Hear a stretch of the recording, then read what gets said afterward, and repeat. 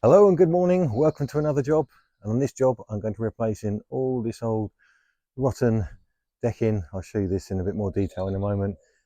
Customer would like this replaced with some oak sleepers going across. So we're going to be digging down, there's going to be a membrane, sub base, some drainage, gravel. Then we're going to secure all the new sleepers together. They're going to be bitumen coated underneath for damp proofing, and they're going to have several coats of Danish oil like you've seen me done before, and I'm going to get them all in to fit. So let's take a closer look. So this is the current rotting decking to this summer house here. You can maybe even hear or see it's very spongy to walk around. A lot of movement, not very safe. So first thing is obviously get all this out, see what we've got underneath, and then get digging down and get some decent foundations for this.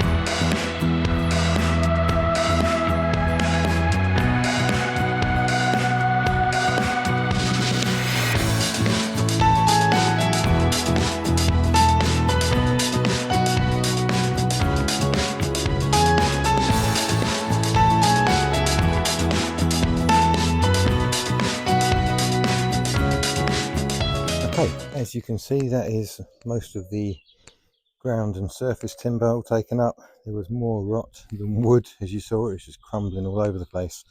So what I'm going to do next, I'm not going to film, I'm just going to get my breaker, get rid of these concrete channels, get rid of this membrane. I'm going to dig down 150mm, going to get some sub base down here. But the next thing you'll see is this all dug out, ready at the required depth.